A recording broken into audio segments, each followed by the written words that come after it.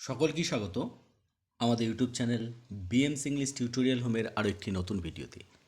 আজকে আমরা আলোচনা করতে চলেছি the passing away of Bapu, written by নয়নতারা সেহগাল। নয়নতারা সেহগালের একটি মর্মস্পর্শী স্মৃতিকথা দ্য পাসিং অ্যাওয়ে অফ বাপু, যেখানে 1948 সালের 30শে জানুয়ারি মহাত্মা গান্ধীর হত্যাকাণ্ডের পরবর্তী সময়ের শোক ও দেশবাসীর সম্মিলিত দুঃখের কথা তুলে ধরা হয়েছে। এই স্মৃতিকথাতে চিত্রিত করা হয়েছে হত্যাকাণ্ডের অব্যবহিত পরবর্তী পরিস্থিতি, জাতির নিস্তব্ধতা, নীরবতা এবং বিড়লা হাউস থেকে শুরু হওয়া সেই আবেগঘন শবযাত্রা, যেখানে হাজার হাজার মানুষ তাকে শেষ শ্রদ্ধা জানাতে সমবেত হয়েছিল।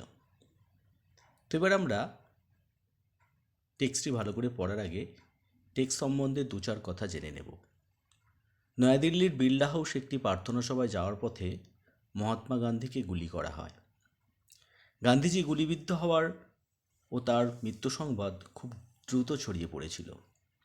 ফলত কী হয়েছিল? বিপুল পরিমাণে জনসমাগম ঘটে এবং তীব্র শোক ও গভীর শূন্যতায় নয়াদিল্লি স্তব্ধ হয়ে যায়।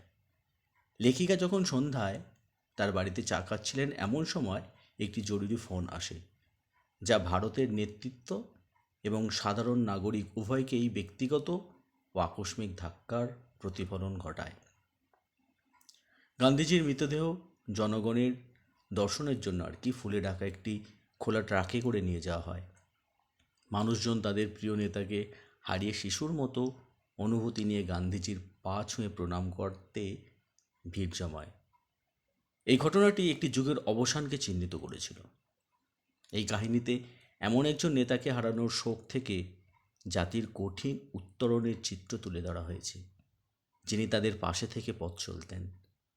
অন্ত্যেষ্টিক্রিয়ার পর, অর্থাৎ গান্ধীজির অন্ত্যেষ্টিক্রিয়ার পর বিশেষ ট্রেনে করে তার চিতাভস্ম এলাহাবাদে নিয়ে যাওয়া হয়। এই কাহিনীটি একটি জাতীয় বিয়োগান্তক ঘটনা, এক অত্যন্ত ব্যক্তিগত বিবরণ, যা ভারতের ভবিষ্যৎ গতিপথকে নতুনভাবে সংজ্ঞায়িত করেছিল। এবার তোমাদের পাঠ্যাংশে দেওয়া নয়নতারা সেহগালের সম্বন্ধে দু চার কথা আমরা যেটা দেওয়া আছে সেটা ভালোভাবে পড়ে নেব। Nayantara Sahgal is one of the first female Indian writers in English. Nayantara Sahgal ছিলেন অন্যতম একজন লেখিকা, যিনি প্রথম ভারতীয় ইংরেজি সাহিত্যের পরিচিতি লাভ করেছিলেন। টু রিসিভ ওয়াইড রিকগনিশন, ব্যাপক পরিমাণে বা বিস্তৃতভাবে তিনি তার পরিচিতি পেয়েছিলেন প্রথম ভারতীয় ইংরেজি লেখিকা হিসাবে। Her fiction deals with India's response to the crisis brought by the political changes. Her fiction অর্থাৎ তার লেখা যে সমস্ত উপন্যাসগুলি ছিল, সেগুলি মূলত কী ছিল, কিসের ওপর ভিত্তি করে? ডিলস উইথ ইন্ডিয়াস রেসপন্স, অর্থাৎ ভারতবাসীদের যে প্রতিক্রিয়া, to the crisis brought by the political changes, রাজনৈতিক প্রেক্ষাপট পরিবর্তনে যে সময় একটা জরুরি অবস্থা, তার সেই অবস্থাতে মানুষের যে প্রতিক্রিয়া, তার উপর ভিত্তি করেই কিন্তু তার লেখা। সি ওন দ্য সাহিত্য একাডেমি অ্যাওয়ার্ড ইন 1986। 1986 সালে তিনি সাহিত্য একাডেমি পুরস্কার পেয়েছিলেন। কী জন্য? For her novel reach like us, তার একটি উপন্যাস রিচ লাইক আস এটি লেখার জন্য। দ্য টেক্সট অর্থাৎ তোমাদের পাঠ্যাংশে দেওয়া দ্য পাসিং অ্যাওয়ে বাপু, এই টেক্সটটি and extract from Nayantara Sahgal's memoir prison and chocolate cake. তার memoir prison and chocolate cake থেকে সংকলিত। Recounts the incident following the death of Gandhiji, যেখানে তিনি তুলে ধরেছেন সেই ঘটনা, গান্ধীজির যে মৃত্যুর ঘটনা, সেই ঘটনাকে তিনি তুলে ধরেছেন। ইট ভিভিডলি ডেসক্রাইব, এখানে পুঙ্খানুপুঙ্খভাবে বর্ণনা করা হয়েছে not only the author's personal sense of loss, কেবলমাত্র লেখিকার যে ব্যক্তিগত ক্ষতি সেটা নয়, but also the collective grief of the entire nation. সমগ্র জাতির সম্মিলিত যে শোক সেটার কথা at the passing away of Mahatma Gandhi, Mahatma Gandhi মারা যাওয়াতে। চলে যাব টেক্সটে। Unit 1, I was having tea at home on the evening of 30th January 1948। লেখিকা বলছেন 1948 সালের 30শে জানুয়ারি আমি সন্ধ্যায় বাড়িতে চা খাচ্ছিলাম। When I was called to Birla House by an urgent telephone, যখন অর্থাৎ সেই সময় তাকে একটি জরুরি ফোনে বিড়লা হাউসে ডাকা হয়েছিল। আর্জেন্ট কথার অর্থ হচ্ছে জরুরি। গান্ধীজি হ্যাড বিন শট, গান্ধীজিকে গুলি করা হয়েছিল।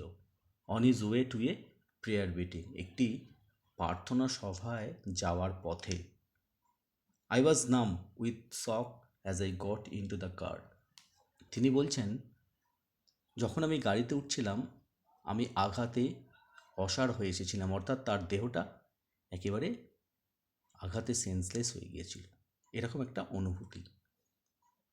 At the Birla house, Birla হাউসে Gandhiji's relatives and followers had gathered round his body। Gandhiji's relative অর্থাৎ গান্ধীজির আত্মীয় স্বজনেরা অ্যান্ড ফলোয়ার্স অর্থাৎ অনুগামীরা had gathered round his body, তার দেহটাকে গোল করে ঘিরেছিল। There was silence in the room, সেই ঘরে নীরবতা ছিল। সাইলেন্স কথার অর্থ হচ্ছে নীরবতা। As Gandhiji breathed his last, যেহেতু গান্ধীজি শেষ নিঃশ্বাস ত্যাগ করেছিলেন। Words of Bapu's death had spread through Delhi like a flame fanned by wide. বাপুজির মৃত্যু সংবাদ দিল্লিব্যাপী ছড়িয়ে পড়েছিল দাবানলের মতো, অর্থাৎ ফ্লেম ফ্যান্ড বাই ওয়াইড, বাতাসে অগ্নিশিখা যেভাবে ছড়িয়ে পড়ে ঠিক সেই দ্রুত গতিতে তার মৃত্যু সংবাদ ছড়িয়ে পড়েছিল। Sad groups of men and women, দুঃখী পুরুষ এবং মহিলার দল had collected around Birla house, তার বিড়লা হাউসের চারিধারে এসে একত্রিত হয়েছিল। আউট অফ এভরি উইন্ডো, প্রত্যেকটি জানালায় ওয়ান কুড সি, যে কেউ দেখতে পাবে a brown blur of faces, একটা বিবর্ণ বাদামি মুখমণ্ডল, অর্থাৎ শোকে মানুষের যেরকম মুখ বিবর্ণ বা ফ্যাকাশে হয়ে যায় সেরকম মুখ নিয়ে মানুষ জানালায় ওখানে দাঁড়িয়েছিল আর কি। They did not make a sound, তারা কোনো শব্দ করছিল না। There was an unnatural silence, এখানে একটা অস্বাভাবিক রকমের নীরবতা ছিল। আনন্যাচারাল কথার অর্থ হচ্ছে অস্বাভাবিক। It was as if time stood still for those few minutes, এটা মনে হচ্ছিল যেন সময় সেই কয়েক মুহূর্তের জন্য স্থির হয়ে গিয়েছিল। চলে যাব পরবর্তী প্যারায়। People were too stunned to speak in the beginning, লোকেরা শুরুতে এতটাই শোকাগ্রস্ত ছিল বা অবাক হয়েছিল যে তারা কথাই বলতে পারছিল না। ল্যাটার দে ক্ল্যামার্ড ওয়াইডলি, পরবর্তীতে দে ক্ল্যামার তারা কলরব করছিল, ওয়াইডলি মানে খুব জোরে জোরে কলরব করছিল। শাউটিং অ্যান্ড ক্রাইং, চিৎকার করছিল এবং কাঁদছিল। They jostled one another in a stampede to break into the house. They jostled তারা জট পাকাচ্ছিল, ওয়ান অ্যানাদার একে অপরের সঙ্গে, ইন এ স্ট্যাম্পেড ঠিক পদপিষ্ট করে দেওয়ার মতো, to break into the house সেই বিড়লা হাউসে জোর করে ঢোকার জন্য। দে কাম আ লিটিল, তারা একটু শান্ত হয়েছিল, ওয়েন ইট ওয়াজ অ্যানাউন্সড, যখন এটা ঘোষণা করা হয়েছিল, that they would be allowed, যে তাদের অনুমতি দেওয়া হবে, to see Gandhiji before the funeral, গান্ধীজির অন্ত্যেষ্টিক্রিয়ার পূর্বে তাদের গান্ধীজিকে দেখার অনুমতি দেওয়া হবে। অ্যানাউন্স কথার অর্থ হচ্ছে ঘোষণা করা, অ্যালাউড মানে অনুমতি দেওয়া। When one is faced with the shock of a loved one's death, লেখিকা বলছেন যখন একজন তার প্রিয় মানুষের মৃত্যুর আঘাতের মুখোমুখি হন, ওয়ান হুইম্পার্স, একজন ফুঁপিয়ে ফুঁপিয়ে কান্নাকাটি করে। হুইম্পার্স হচ্ছে ধীর গতিতে কান্না, শব্দ না করে। What will become of me now, এখন আমার কি হবে? That he has left me, যে তিনি আমাকে ছেড়ে চলে গেছেন। This was surely the question upper most in the mind of the morning people. This was surely the question, এটা নিশ্চয়ই সেই প্রশ্ন, নিশ্চিতভাবে এই প্রশ্নটি বেশিরভাগ শোকার্ত মানুষের মনে ছিল। আপার মোস্ট মানে সবচেয়ে বেশি বা সর্বোচ্চ। They looked like lost children, তাদের দেখে মনে হচ্ছিল যেন তারা হারিয়ে যাওয়া শিশু, অর্থাৎ অনাথ শিশু। It was the question in many of our hearts, এই প্রশ্নটাও আমাদের অনেকের মনে ছিল। অ্যাজ উই স্যাট, যখন আমরা বসেছিলাম। স্টিল শকড, তখনও পর্যন্ত একটা আঘাতের মধ্যে ছিলাম। অ্যান্ড আনবিলিভিং, এবং বিশ্বাসই করতে পারছিলাম না। We listen to the broadcast, আমরা সম্প্রচার শুনছিলাম। ব্রডকাস্ট কথার অর্থ হচ্ছে সংবাদ সম্প্রচার।